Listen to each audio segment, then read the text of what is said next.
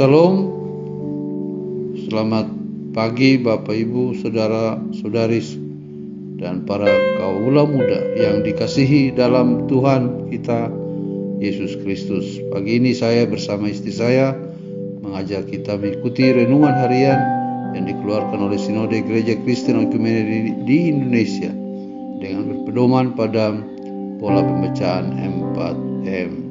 Karena itu kita awali dengan doa. Mari kita bersatu di dalam doa.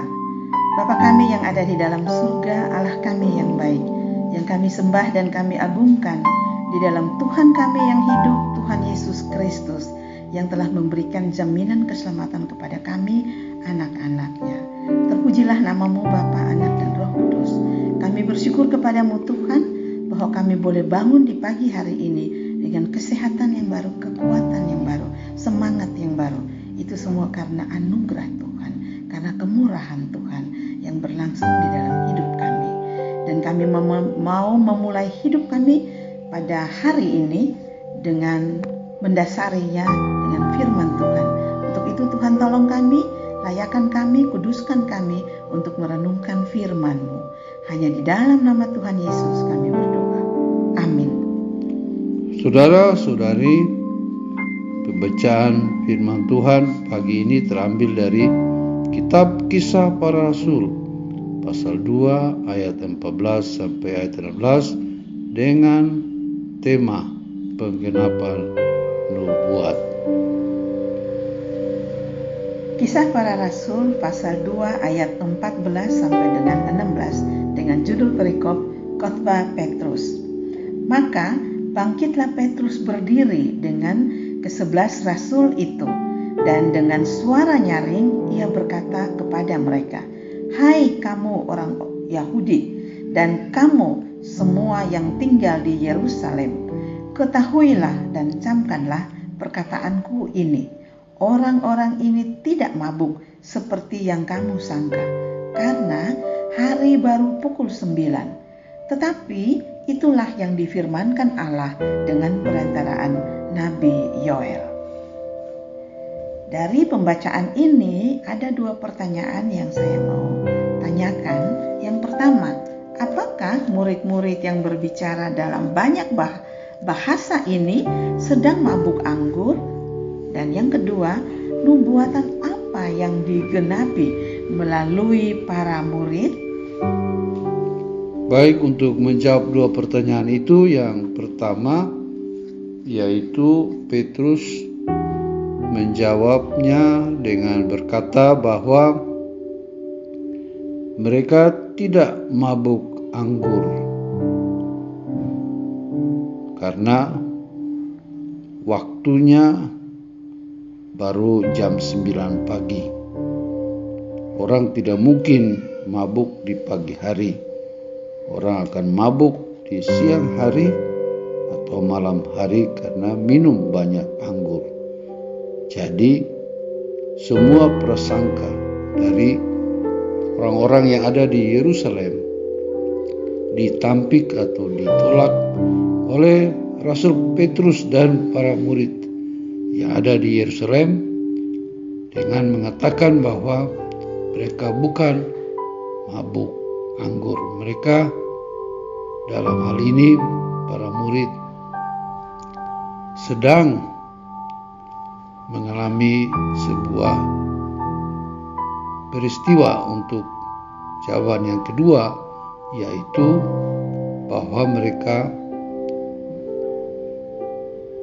dipakai Tuhan untuk menggenapi nubuatan yang disampaikan oleh Nabi Yoel di dalam Perjanjian Lama.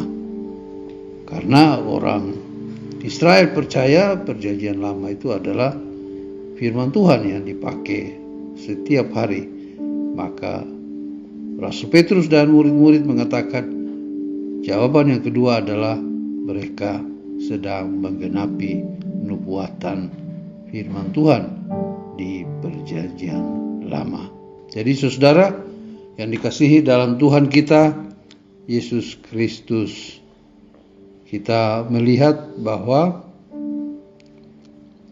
Rasul Petrus dan para murid menjawab secara logika dan secara umum bahwa tidak mungkin mereka mabuk. Yang kedua, bahwa mereka menjawab secara alkitabiah bahwa ini adalah sebuah kebenaran yang dikenapi pada masa itu. Jadi kita melihat di sini bahwa penggenapan dari nubuatan Nabi Yoel adalah bahwa para anak laki-laki dan perempuan mereka akan diberikan karunia, mereka akan mendapat firman Tuhan melalui nubuat atau penglihatan-penglihatan pada hari-hari terakhir.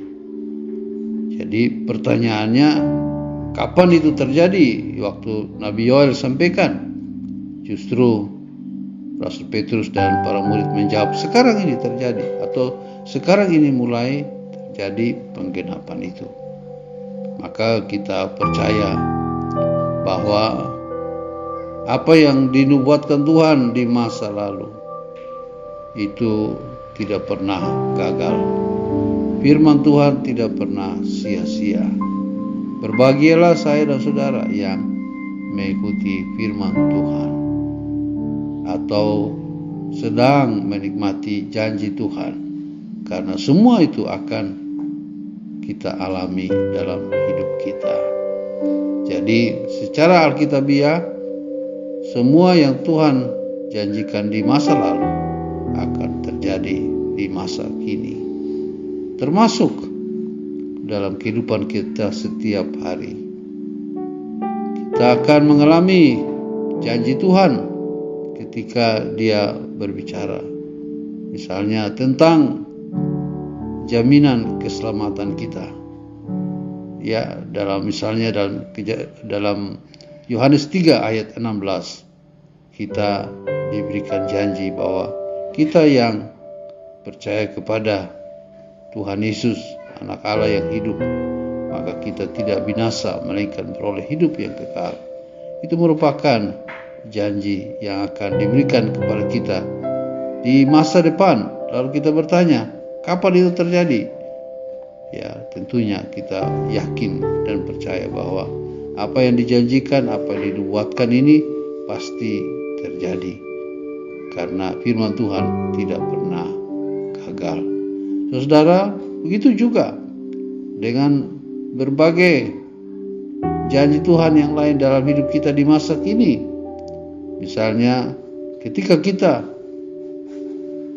membaca firman Tuhan bahwa kita yang percaya kepada Tuhan Yesus, kita akan mengalami hidup yang berkelimpahan, baik ketika di dunia dan ketika kita di sorga.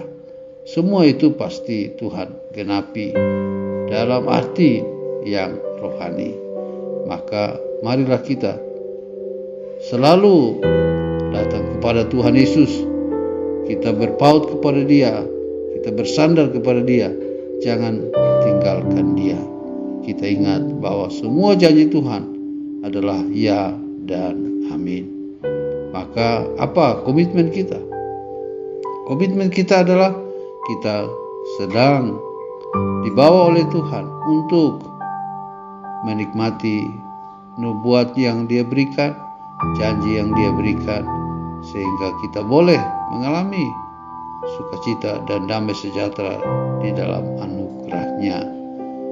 Dan karena itu jangan sampai kita meninggalkan Tuhan Yesus.